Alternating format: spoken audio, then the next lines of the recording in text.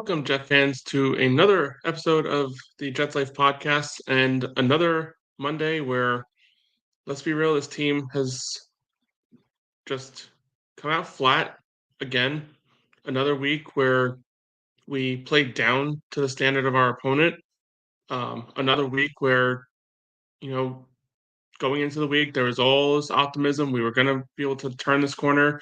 We have plenty of time, 10 games down the stretch where we can roll together a few wins. And, I didn't want to fall for it this time. I didn't fall for it. Um, I thought we would win this game. I thought we should win this game. I thought we were obviously the better team on paper against the Patriots. This is a game that the Jets have no business losing for a team that had Super Bowl aspirations walking into the season with the amount of talent on this roster, with a Hall of Fame quarterback on the roster. A Hall of Fame quarterback that, let's be real, going into the season, we expected for him to just be average to hopefully a little bit above average. And that's all that we would really need with the play of this defense and the way that the defense has played over the last 3 years. The expectation was this was going to be the season where, we get something better than what we have gotten out of Zach Wilson at the quarterback position for the first time since Saleh came around. And unfortunately, it was the same thing that we've been seeing. Same thing, same result here that we've seen for the majority of this season is offense just kind of out of sorts, out of rhythm, making operational issues, not being able to get the snap off on time, wasting 3 timeouts in the first quarter alone, in the first 14 minutes of the game, wasting all 3 of their timeouts in the first half. Um, just inexcusable. That's something I would have expected for the Patriots to do in this game with a rookie quarterback, not something you would expect for the Jets to be able to do with a Hall of Fame quarterback back there. But it just goes to show you how out of sorts that this team is from the operational standpoint. Plenty of offsides penalties in this game as well on the defensive side. So it's really just like lining up is a task in its own right for this team. It's hard to just imagine a team that we believe coming into the season that had potential, had all this talent, could fall so quickly. We're not even at Halloween yet, and we're at 2-6, and it doesn't show any signs of getting better. We have the Texans coming up here, who somehow are only 1-point favorites in this game. I feel like that line will change at some point because there's no way you go into that game. Everyone's going to be putting their money on the Texans. I just don't see how that. What have the Jets done to prove to us that we believe will be neck to neck with a team that's a division favorite in one of the 4 AFC divisions? I just don't see how that's possible for the Jets to be considered in that light. I know we're at home, and that usually moves the line about 2.5 points, but even 3.5 points for Houston in a neutral site seems like they're doing the Jets a lot of favors, or at least the Bears a lot of favors.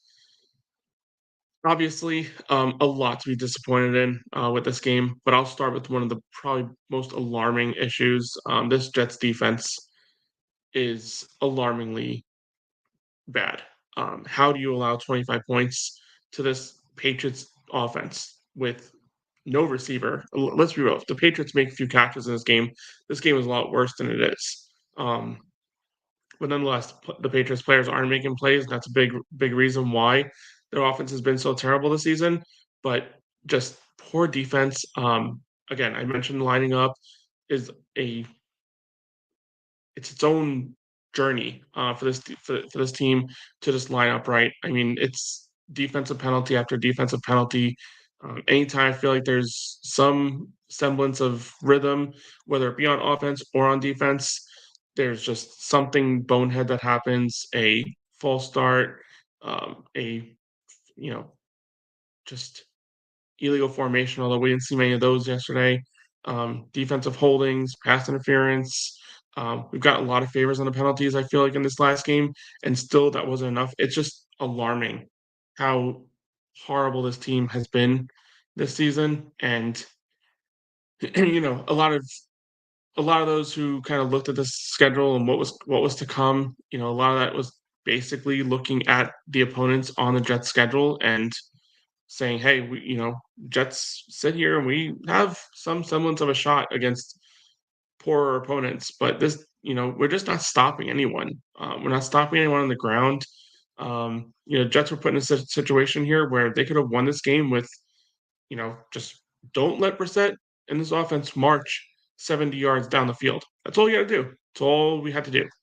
Got him into a few third and long situations. We allow him to run for a first down. We allow them to pass for a first down, even in the red area. Um, third and goal, I think the 10-yard line.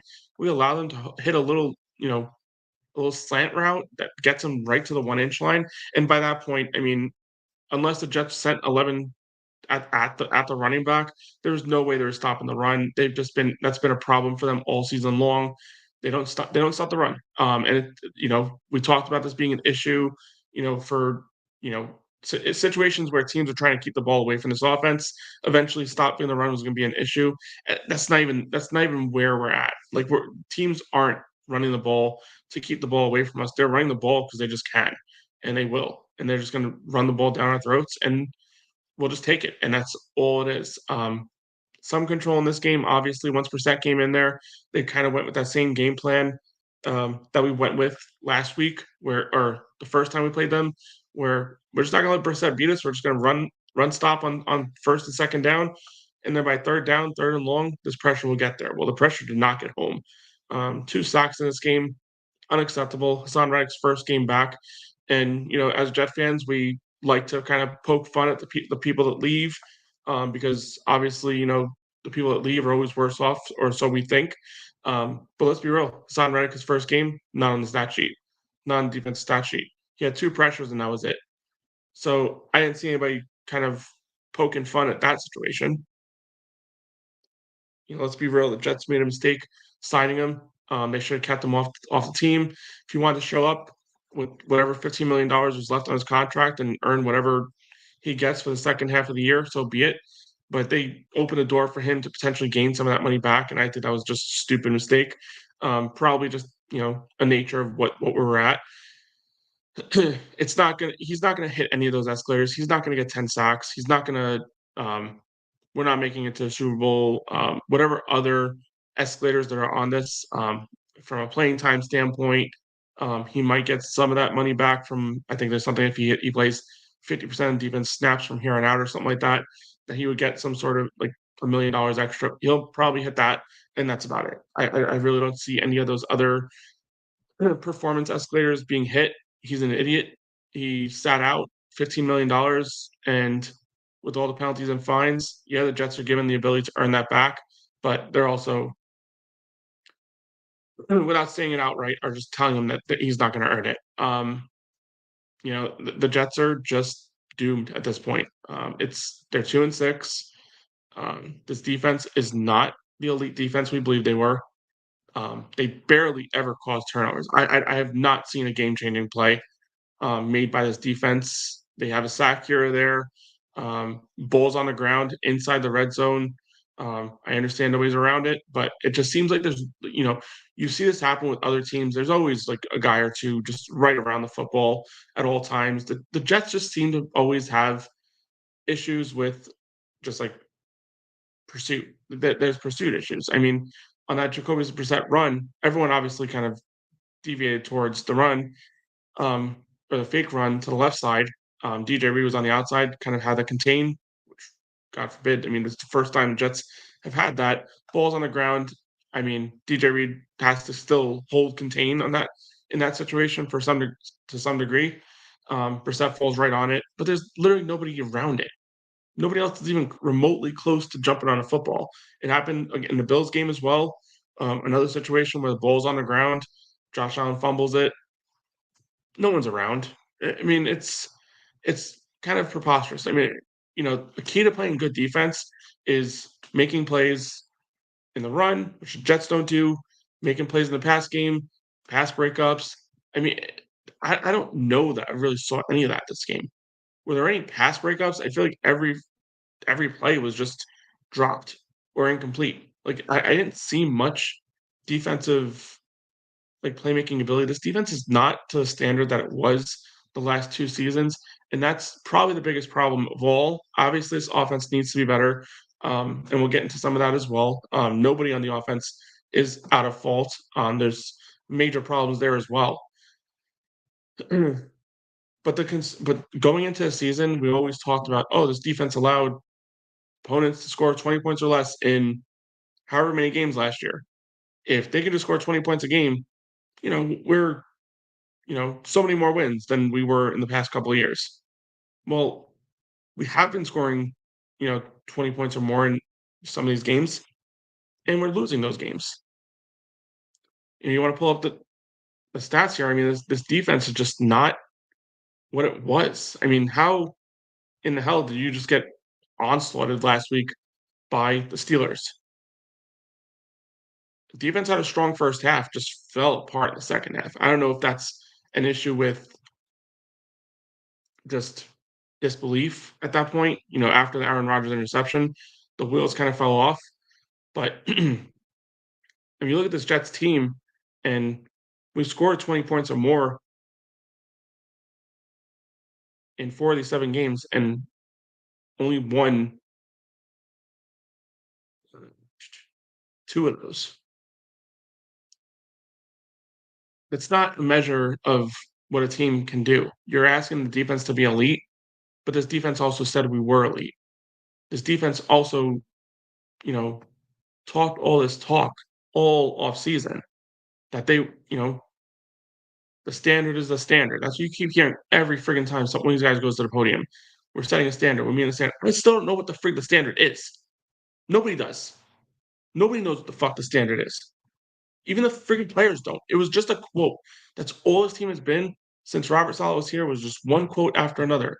All gas, no brakes. The bullshit with the crows. Whatever. It's just been one constant friggin' quote after another, motivational, inspirational quote that has resulted in absolutely nothing. It's resulted in 7-win seasons and what's looking like this year to be just a catastrophe. Season that very well could just blow up in front of all of us. A season that could go down as one of the worst seasons since the friggin' 0-14 start a couple years ago. It's that bad. Who is this team going to beat down the stretch? You got Houston this week. I hate doing this game, but I got to be real. You look at this Jets schedule, and it's not something that we look at and say, "Oh, wow." There are winnable games. It's the NFL. Any team can win. We can beat Houston this week. I mean, it's just the way the NFL is. Bad teams beat good teams every single week, but bad teams also lose every week too. And the Jets are a bad team. We're going to lose a lot more of these last 9 games than we're going to win. That's just a factor of the matter of it. If you told me right now the Jets are going to go 3-6, I'd say probably even worse than that. It's possible. But you look down the line and got Houston this week at home. Like I said, I just don't believe the Jets are in a position where they should be in a pick 'em just because they're sitting at home. They're closer to the Patriots than we are to the Texans, and for some reason we were 7-point favorites. Okay, let's put that out there right now. Okay, I don't know what the hell Vegas is doing with these betting odds on that one. Um, unless they know friggin' Houston is just something going on over there. Maybe they know CJ Stroud's going to miss the flight because whatever. I have no idea. No clue what in the hell could be going on through people's minds that they believe the Jets are going to be in a situation where flip the coin, one of these teams can win. I just don't see it. Again, it's the NFL, anything can happen. But when you put these betting lines out there, there's usually some method to the madness of what's going on there. There hasn't been much method to this madness the past couple weeks. Jets being 7-point favorites, I thought was a just absolute it boggled my mind. Yes, we were the better team, but I didn't think we were 7-point favorites. I went all in on Patriots +7, and thankfully I did. At least I had some emotional hedging in this game. But continuing down the line, after Houston, you got the Cardinals. The Cardinals are a good offense. They're going to put points up there. They're going to score points. And we thought Drake May and Jacoby Brissett can run the football. Kyler Murray might go over 100 yards this game. I mean, that's if we give as many rushing yards as we did to Jacoby Brissett and Drake May. Like I said, Kyler Murray is a much better running quarterback. He can very easily go for 60, 70 yards in this game. So that's that's a major, major issue. The receiving core, I mean, the way that this Jets secondary is playing is just, I mean, made Booty like a friggin' stalwart on that last drive. The Colts are a mess. It's a game we probably could win, but I just don't know. Like Seahawks gonna destroy us. That's an offense that can put up points. Luckily, we're at home. If we were on the road that game, I'd put that as an automatic loss. It's gonna be a loss. Like Dolphins, are we sure that we're like better than the Jaguars? At least the Jaguars from time to time like put together positive drives. The defense has played better since playing against Buffalo. It's not still not great. They're playing better. The Rams, dude, I'm writing down this line again, and it's like, do we win 2 games the rest of the year? The way that we've been playing, the only games I would say you can like legitimately look at and say, okay, we got a legitimate shot in that game are Seahawks, Jaguars, and Colts. Okay, three opportunities. But are we gonna win all the games that we're supposed to win? We didn't lose. We didn't win. We didn't win yesterday, and we should have won that game with flying colors. Yeah, we're on the road, but Patriots just not a good team. So we're looking at the schedule, and we're saying there are 3 games that you can say the Jets have a legitimate opportunity to win that game, unless something drastic changes. Which I don't even know what the hell else you can do. You already fired the coach. You already demoted the offensive coordinator. Can't I mean you can't fire the GM midseason. What the hell is that going to do? He'll be fired at the end of the season for sure. And the offense has been better since.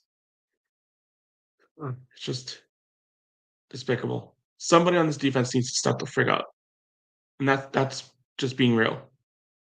Quinn Williams had a better game this week than he has in the past few weeks. That is. Who else on his defense like is doing anything at the moment? Will McDonald has been solid with 8 sacks in the season, but from a pass rush standpoint, yesterday nobody existed except for Quinn Williams had 2 sacks, 1.5. And Kinlaw gets the other credit for the other half sack. A complete bust of a free agent signing. How the Jets gave this guy $10 million for 1 year, and JFM went to Denver on a 2 year, what $15 million? I think he ended up signing for. I'll double check on that one. Who in the hell like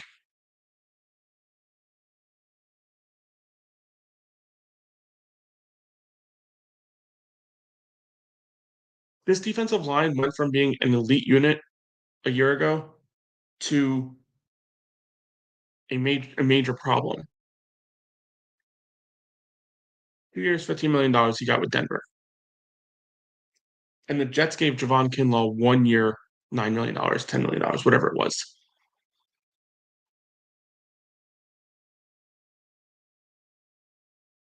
$5 million more you could have kept JFM here. And you can't hit me with the fact that JFM, Javon Kinlaw is an interior force or whatever. JFM in certain situations lines up inside and plays an elite pass rusher.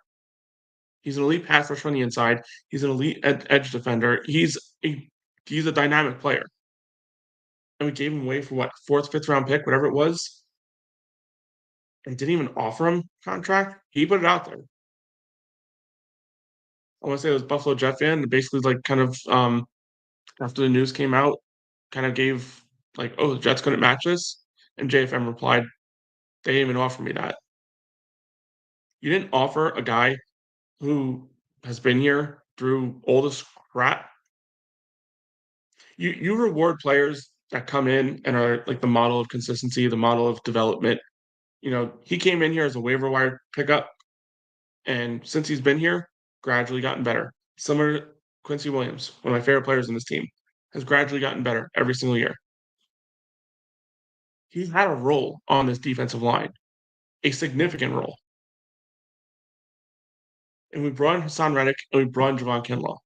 Hassan Reddick didn't decide to show up till the season was over, almost over. And Javon Kinlaw has shown up, but we haven't seen him. Hasn't been good. And let's say we want about Quinton Williams, nobody else is winning. I understand he needs to win, whether he's being double team, triple team, he just has to win. I understand. But it's very hard to do that. When teams know that there's nobody else they need to worry about, Fotu has been a disaster. I mean, he's missed half the season, and now he's back, and it hasn't helped in the run game. That's what he was brought in to do, was to be a run stuffer. We had a good defensive line last year. Could have brought a lot of these guys back. Could have run it back, but no, we didn't. We brought in Javon Kinlaw because he's familiar with Robert Saleh, but has done nothing in his 4 years in the league. He missed a year for an injury, and they kept selling us on he was trajecting in a positive way. He was moving in the right direction. Blah blah blah blah blah. Well, you know what? You gave him money that you could have used for JFM to have him here for a couple of years, and I'm pretty sure we'd be in a much better spot today if we had JFM. Our defensive line would not be a disaster. I understand you can't re-sign everybody, but he was not asking for, you know, the money you were going to give to Jermaine Johnson in a couple of years. He was not asking for the money you were going to give Sauce Gardner in a couple of years. He was not asking for the money you were going to have to put towards Garrett Wilson in a couple of years. He was asking for just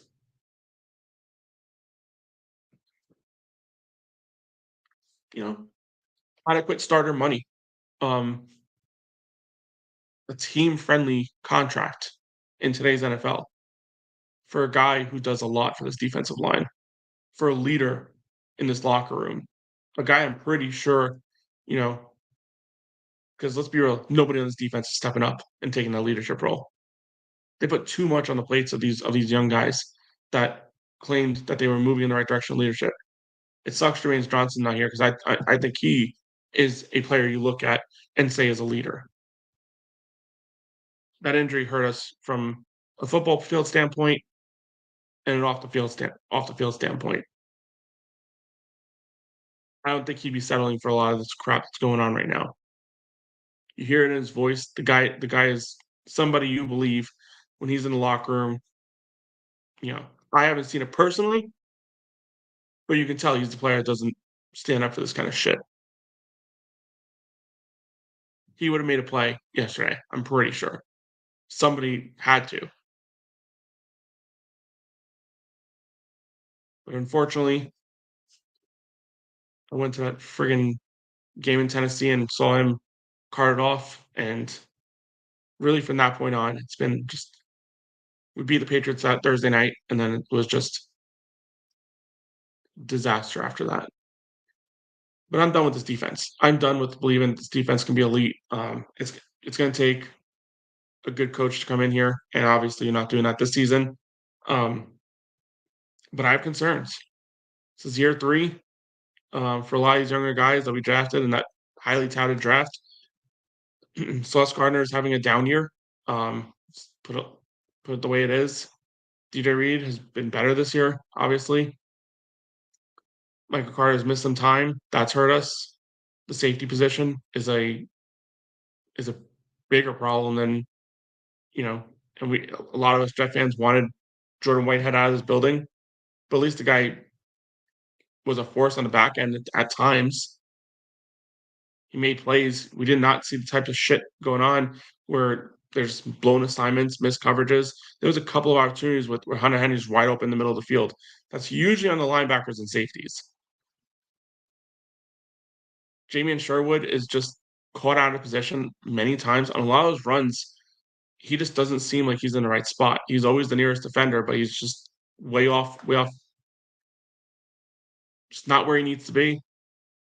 it's just blown assignment after blown assignment after blown assignment, resulting in what we have right now. Just a defense that is no good. I was one of the ones saying fire Salah, fire Salah, fire Salah. I also thought they wouldn't do it in the middle of the season.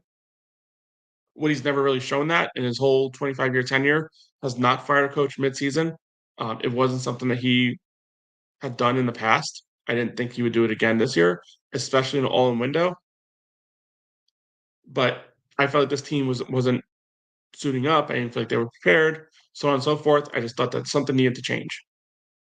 I felt like what needed to change was the offensive play caller. Kind of wished I would have started there before just immediately going to the coach, but that wasn't the case. They fired Salah, allowed Ulbrich to change play callers. I thought it would happen after the season. I didn't think the Jets were a Super Bowl team with Salah as a head coach. I don't think this Ulbrich hiring or promotion, whatever, impacts what would have eventually been a disappointing season overall.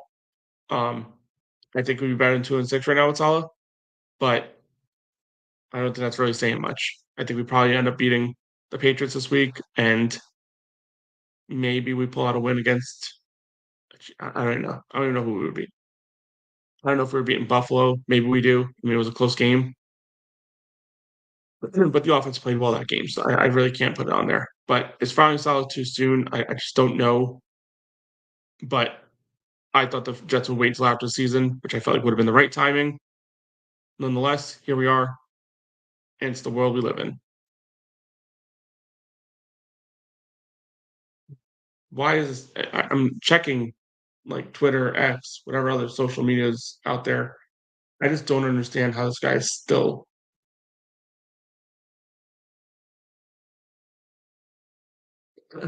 Yeah,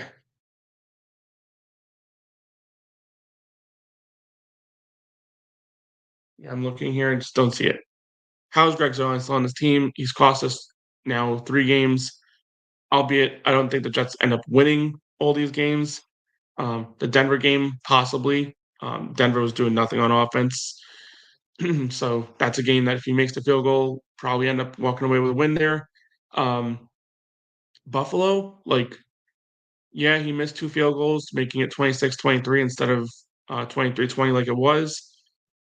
But come on, the way this defense is playing, do you really think they were going to stop Josh Allen with however much time was left in that game to march down the field? I think it was under 2 minutes um, that he had the ball. Oh, no, it was, yeah, they got the ball back with 2 minutes left. Whatever.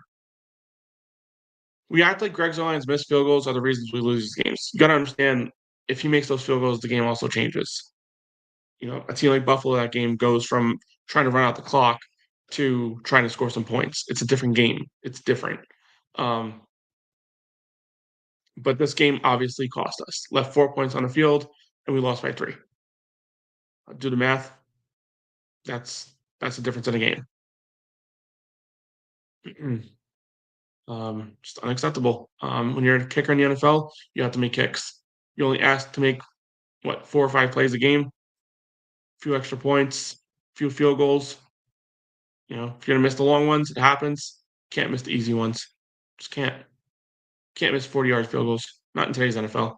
Kickers are nailing 60-yard field goals every single week. It seems like 50 plus is 50 plus is like what an extra point used to be at times. It's just incredible how elite these kickers are nowadays. They make field goals from distance all the time, and our guy can't make a 30-yard field goal. I mean, I was certain on that drive we were in the red zone and he made the field goal, the one like the miraculous one, he was gonna miss it. I was like, he's definitely gonna miss it. But he was lying dead center, and the ball went straight down the middle. I was shocked. I was legitimately shocked that the ball went straight down the middle, because every single one of his makes lately has just been like creeped inside the post, creeped inside the post. Like, kicker is a position of confidence more than even quarterback at times. When you're not confident as a kicker, those two goalposts look like they're like inches apart. And I think that's like legitimately like what it's like right now for Greg Zuerlein. He is just missing everything. And it's incredible that we had Austin Seibert in here, and he was looking like an amazing kicker, but we gave him a contract and had to stand by that contract, and here we are. But Seibert looks like a real kicker, and good for him. He went from this shit show to the Commanders, who look like they're on the way to something special over there. Jane Daniels looks amazing.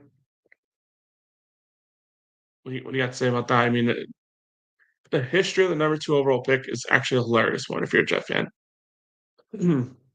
Since the Jets picked the utter bust of Zach Wilson, number 2 overall, the number 2 pick has been Aiden Hutchinson, who looks like an all-world defensive end, the all-world pass rusher. CJ Stroud, who looks like top 5, top 10 quarterback in this league, and Jane Daniels, who looks like today he's a top 5 quarterback, but looks like he's trending in that direction as well. How in the hell? This is the Jets' luck. And you can't sell me on, oh, well, better teams. The Lions were not, the Lions were just as bad historically as we were for years. The Commanders were a dysfunctional mess.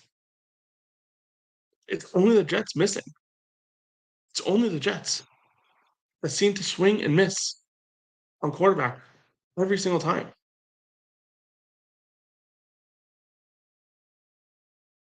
But yeah, kicking woes continue. Special teams allowing long returns. I mean, out of the first half, allowing Jones to take that long kick to get them into striking distance. I think that they settled for a field goal in that drive, or was that one of the touchdowns? I forget. I'm pretty sure it was a field goal to take the lead.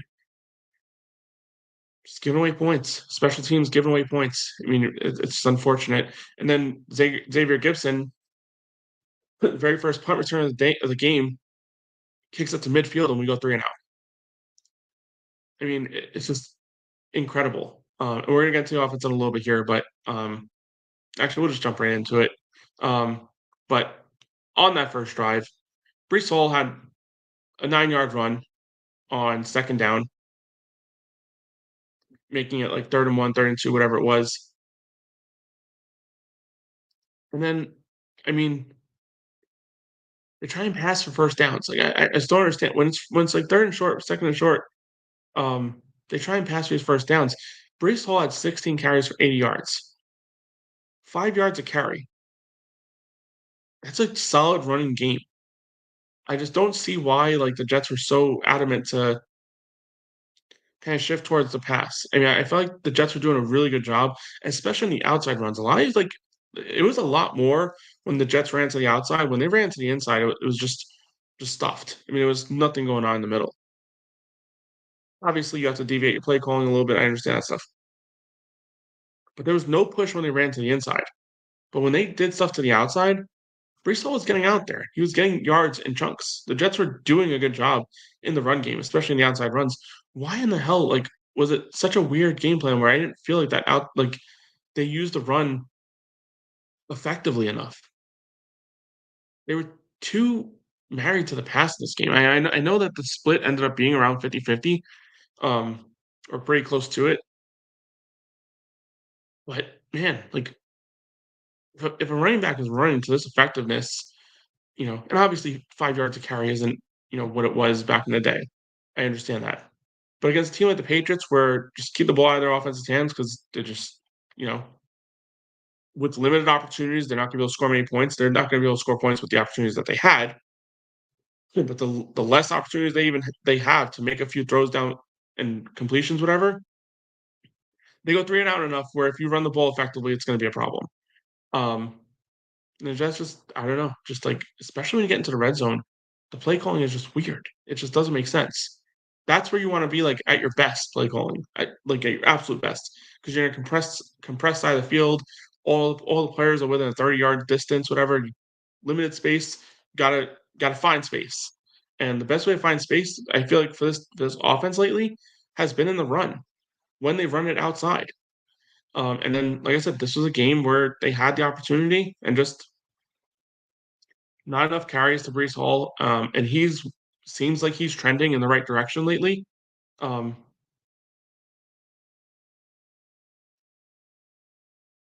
it's just one of those things. It's just they've got to be better. They've got to run the ball better, and they got to run the ball more.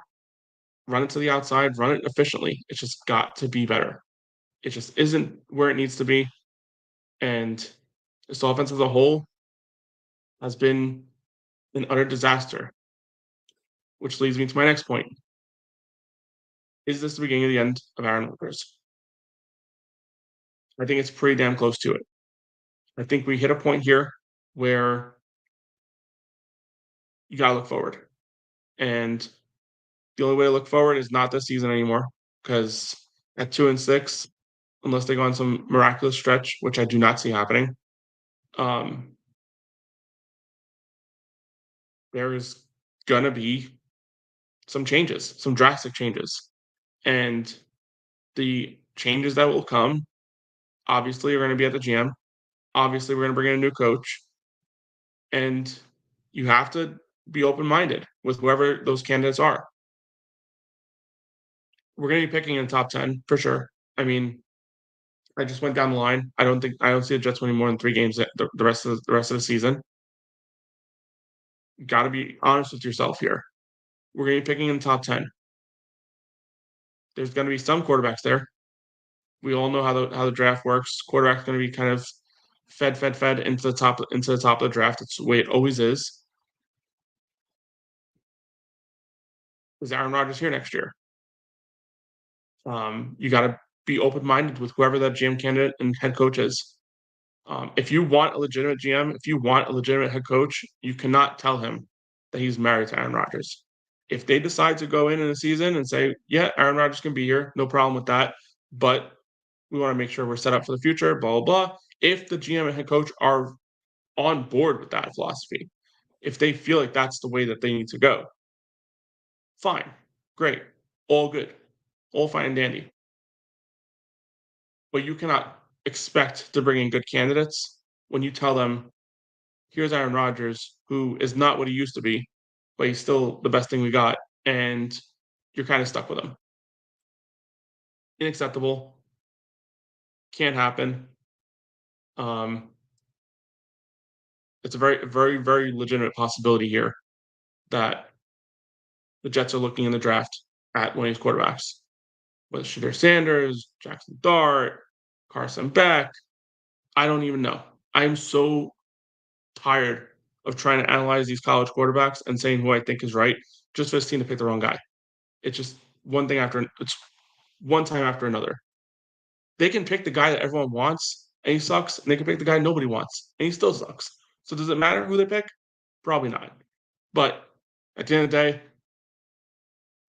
if you're picking in top 10, unless it's a draft like a couple years ago where they were just marrying these quarterbacks to the top of the draft, which happens all the time, I can't see a situation where the Jets don't pick a quarterback. I feel like it was a possibility even this year, although a long shot of a possibility.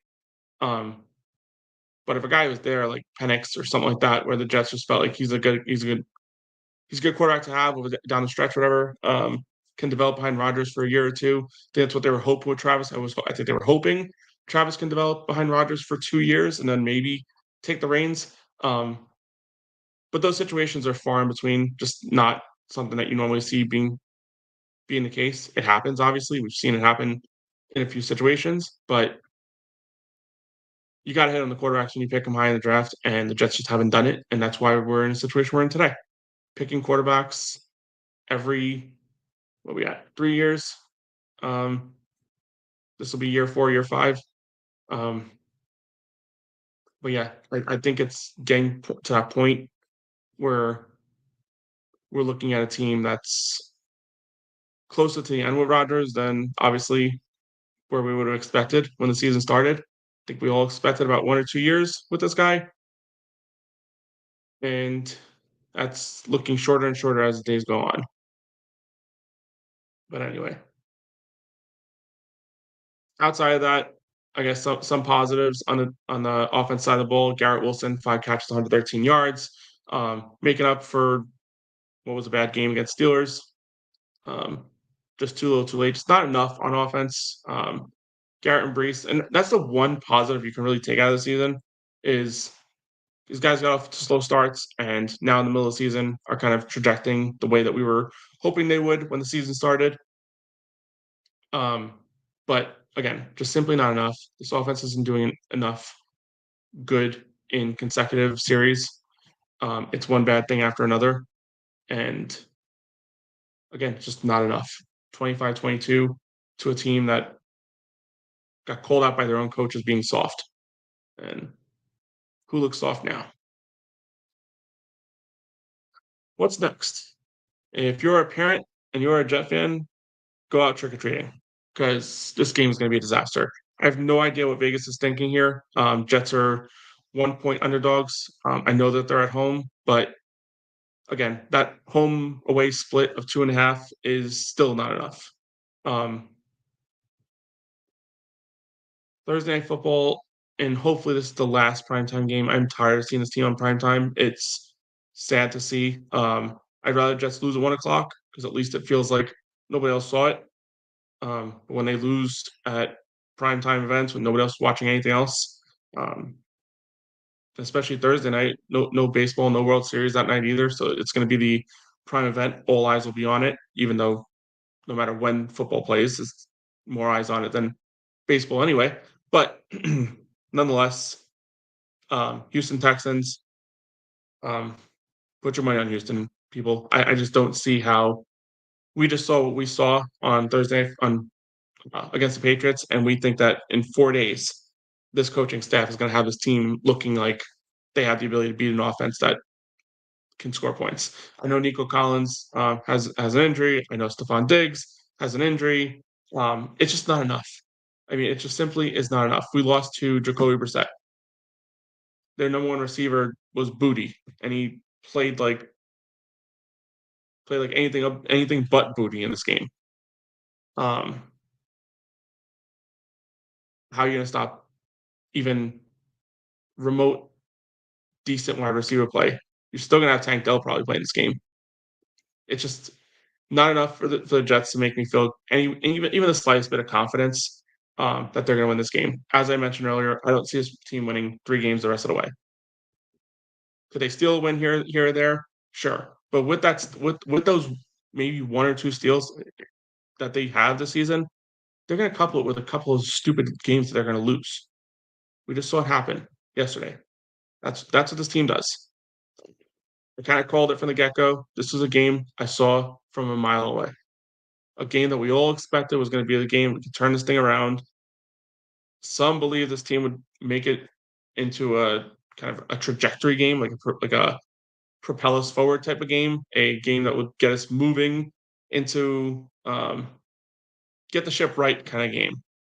No, I saw it's anything but that. They keep the losing streak going, and let's be real, this team is going to be picking top 10 again, as they always are. Doesn't matter who the coach is, doesn't matter who the quarterback is, doesn't matter how many years you give the GM. I was always big on that one. It's like you can't keep firing these guys after 2 or 3 years, which I still believe is the case. But they gave this freaking guy 6 years, and although the talent is there, this is a talented roster. It is not a roster full with leadership. Not enough leadership, especially on the defense side of the ball. CJ Mosley being out was a big problem, obviously. Jermaine Johnson now being out is a big problem, but there's just not enough leadership, not enough plays being made on this team. You saw Devontae Adams talk about it. He was here for friggin' 4 days after the trade, and he's already given locker room speeches because he thinks that they're not showing enough passion, showing not enough, excitement after a big play from Brees Hall. Guy's been here for 4 days. He came from the Raiders, another not great organization since what 2000. Like they've been terrible for the past 20 plus years. I know he played with Green Bay and he knows what winning cultures look like. I understand that part. But he was here for what 4 days, 5 days, whatever it was, and noticed something was wrong. That's a major red flag. That's a major, major, major red flag for a guy that hasn't been here And let's be real, it takes time to develop that like comfort with your locker room to speak up. He said, "Screw that. I need to say something here because this is that bad." And it is that bad. The Jets are 2-6. They've lost both games since he's been here. And unfortunately for him, he goes from one dumpster fire to another. I don't know where it gets better. I don't know. Like I mentioned, the next true winnable game, quote unquote, that I give this team is against Indianapolis in a few weeks. And by then, who knows what this team looks like? It's going to be after the trade deadline. You gave up a lot of draft picks for a lot of these different players. Got to get some of those back because we're in a full rebuild mode again. That's what's going to start. A new GM, new head coach. You gotta attract these guys somehow because this is not going to be an attractive spot. They're going to be. You're not going to get a guy like Ben Johnson. He's not coming here. Why would a guy like that, who's going to have opportunities out the wazoo, he's going to be the number one guy? Unless the Jets end up with the number one pick, like that'll be the only situation where I can see something like that happening. If you tell him that he can pick the quarterback of his choice, basically,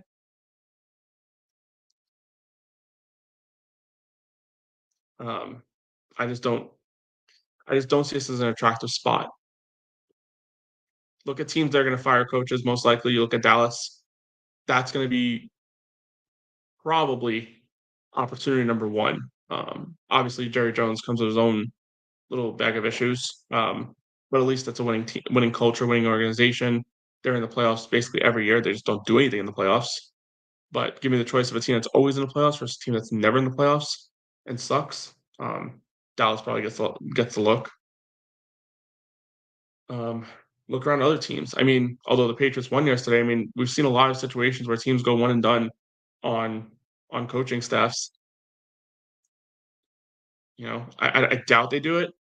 It would be kind of a little bit of a shock to me, but it's possible. I mean, with a rookie quarterback there that looks pretty decent in the limited time that we've seen him.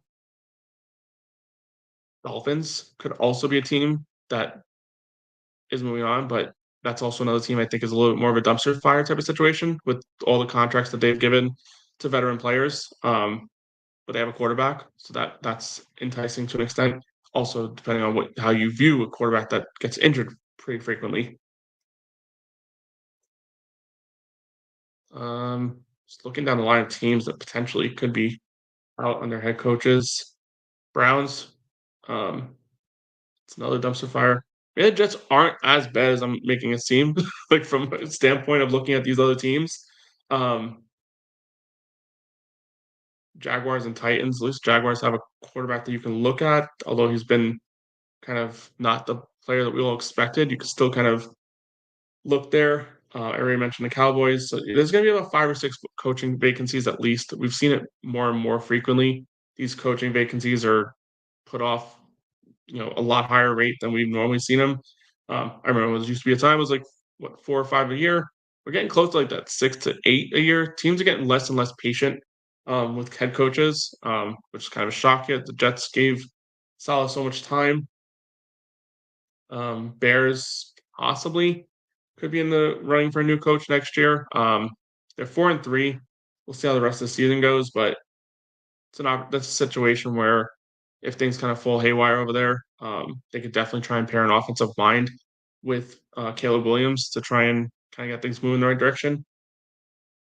Um, and then the Panthers, obviously. Panthers are just another situation, kind of a dumpster fire situation, but they will also be picking in top 5 in the draft. So plenty of other teams that you look at already, and the Jets are kind of ahead of it.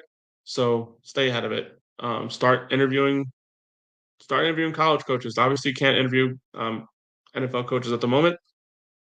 Start going through your due diligence. Start looking at college coaches and see what you can do there. Obviously, I don't want to see the Jets going with a college coach, um, but could interview a guy like Vrabel today.